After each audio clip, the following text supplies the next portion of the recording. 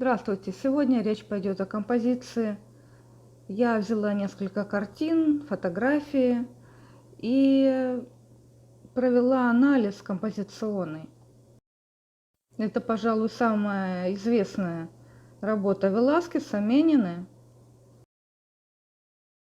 Ракурс работы на уровне глаз, где находится композиционный центр на инфанте.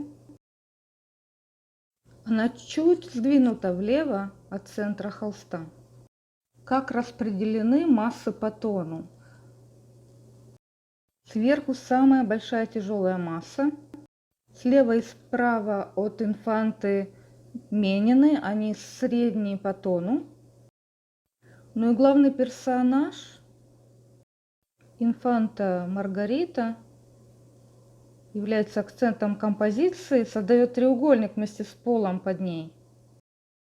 В этой работе взгляд идет слева направо. Левая Менина, инфанта, Менина справа и дверь, затем на инфанту.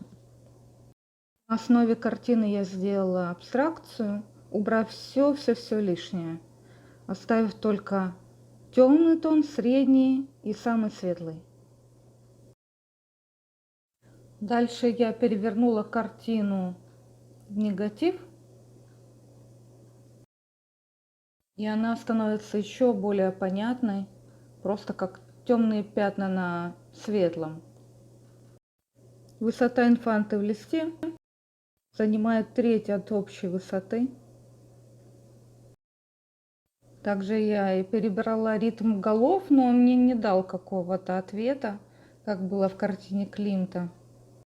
Вот ритм вокруг самой инфанты оказался интересным. Особенно, конечно, большой холст слева.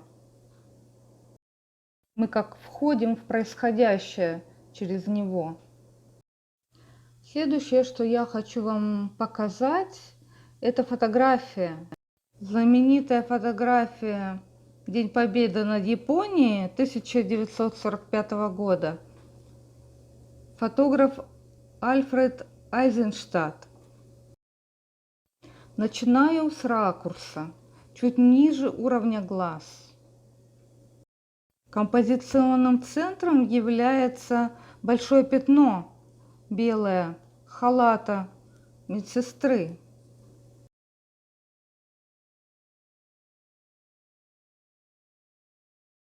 Посмотрите на черные пятна, их ритм. У нас есть форма матроса на переднем плане, и слева есть пятно, тоже форма матроса. Посмотрите, как ритмично белые пятна, халат, и сзади одежда людей. Контраст и нюанс. Слева читаем композицию, есть контраст и уходит вправо, в нюанс. Слева внизу в конспекте у меня пометка о композиционном центре, что к нему идут ноги медсестры, как стрела. Лица персонажей, сам поцелуй обрамляют темные пятна. Рукава моряка. Как и в предыдущей картине, абстракция. Сверху донизу почти идет белая полоса, небо сливается с халатом, с шапочкой, с ножками. Композиция центральная.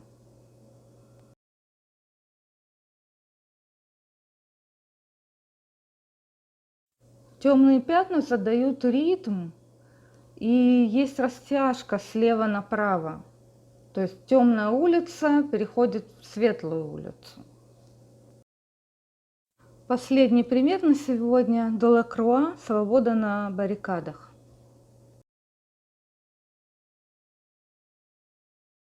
Начинаю с ракурса, он чуть ниже уровня глаз.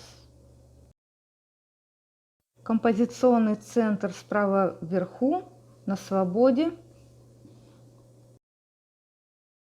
Флаг в оригинальной картине обрезан для того, чтобы подчеркнуть акцент именно на женщине и ребенке. Все выстроено мягко на нюансах, кроме силуэта аллегории свободы и Гавроша. Вот и абстракция по этой работе. Круг силуэта голов контражур белая, внизу блик светлый, еще можно было добавить слева пятно светлое. Возможно, моя абстракция недостаточно тонально насыщена, но в общем-то вы принцип поняли, как изучать работы мастеров. Видео подходит к концу. Я планирую еще видео по работам Коровина. Спасибо, что были со мной. Ставьте лайк, пишите сообщения, подписывайтесь. До свидания.